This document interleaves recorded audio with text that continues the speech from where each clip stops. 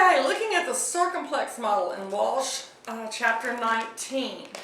The circumplex model is not used as much in certain clinical venues. The military, I think, still uses it. A lot of places that do specific couples, marriage and family couples only, may use it as an assessment tool. So let's talk about it for a minute. It's the circumplex model of marital and family systems and its assessment scales.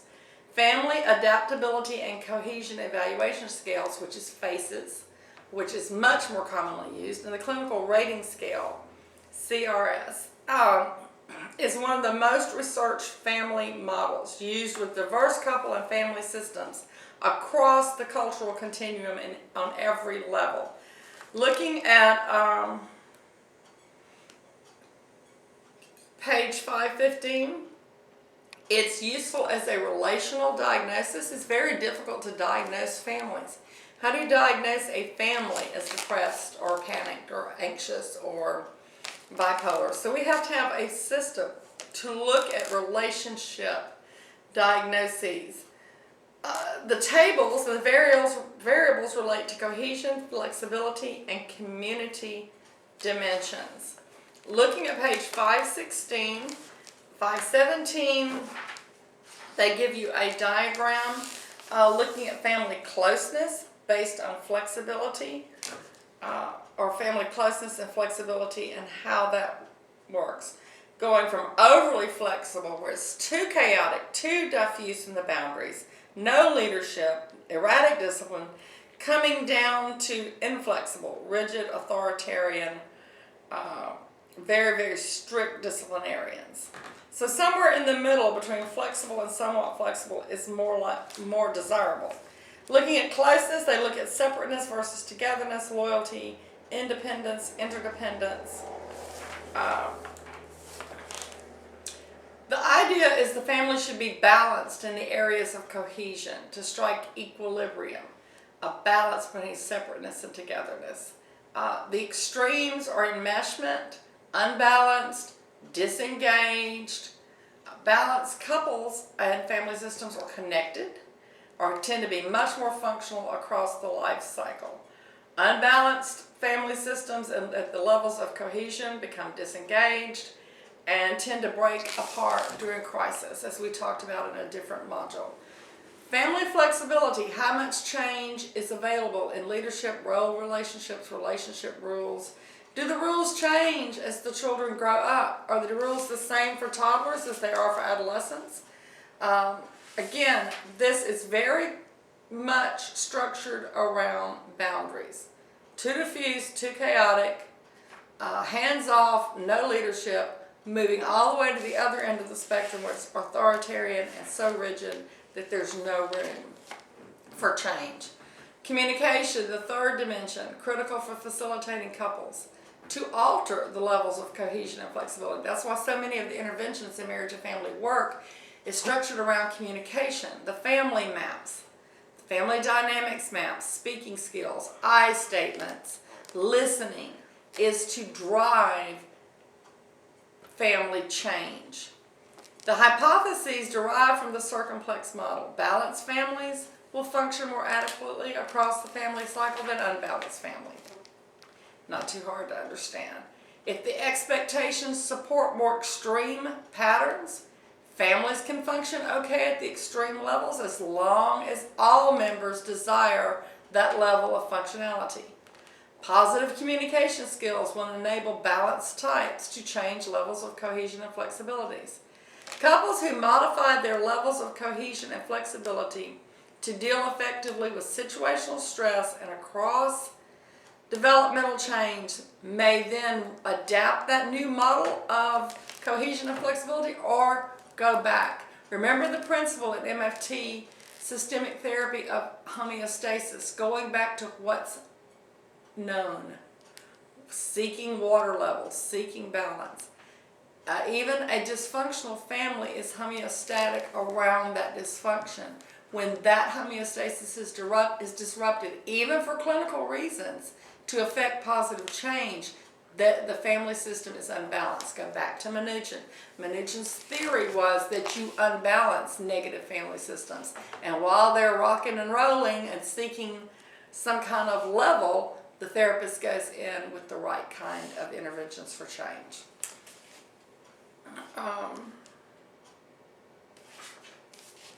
Changes in couples over time, looking at page 425. Looking again at flexibility and cohesion across the life cycle. Families with infants, families with small children, early marriage, serious dating, newlyweds, coming back and forth through that. The newlywed couple is best described as flexible and very overly connected. They spend all their time together. It's the honeymoon phase. What happens then when they have babies? That changes, and sometimes it sends them into therapy. During the third year of marriage, when it's somewhat worn off, the second, third year, they become somewhat flexible. The baby comes back.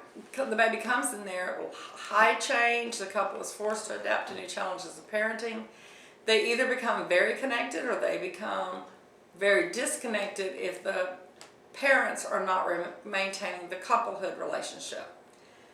By the time the child is 4 years old, life has stabilized somewhat. When does it unbalance again? The beginning of school, the beginning of adolescence, the beginning of launching, the empty nest, the beginning of retirement. Every time there's significant change.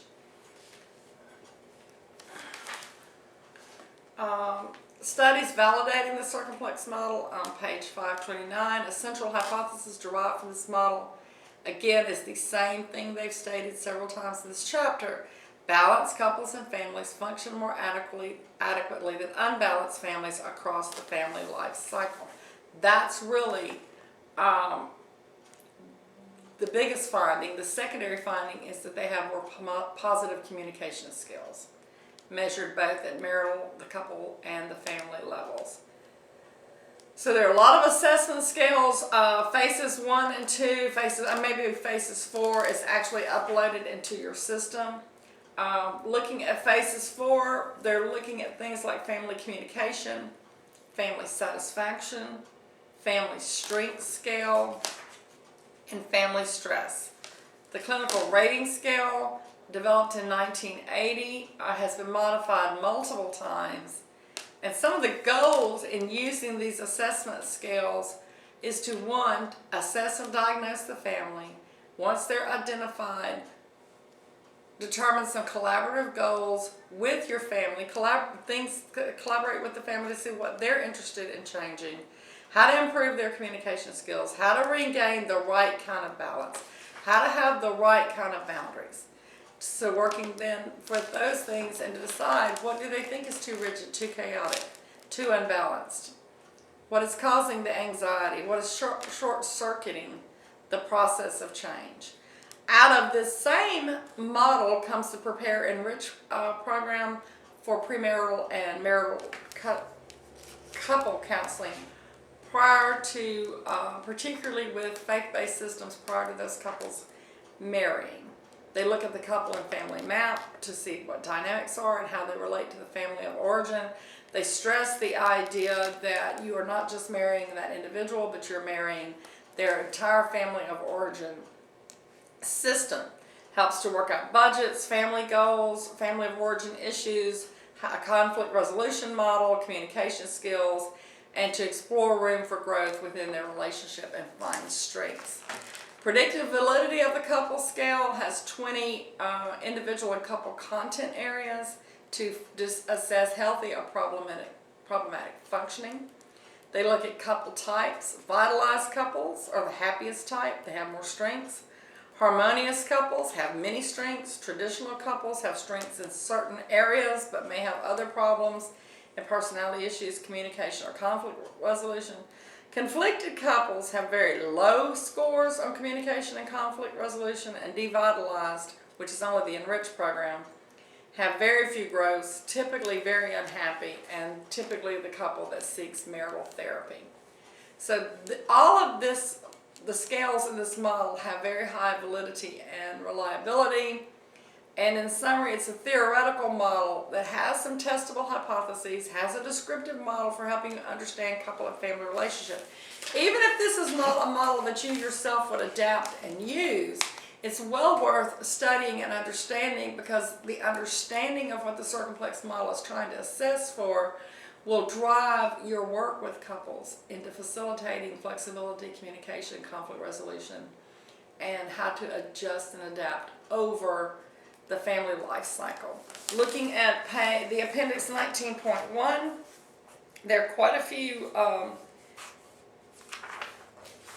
there's 4 charts that help you assess where a couple might be in emotional bonding, family involvement, the marital relationship, parent and child relationship, internal boundaries over time, space, and decision making, external boundaries, friends, interests, and activities, leadership, discipline, negotiation, roles and rules, listening skills, speaker skills, self-disclosure, clarity, communication, and tracking, respect, and regard.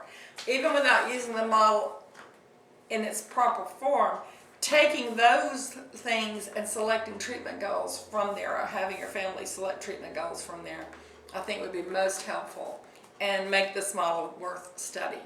So we will pick up again with beavers.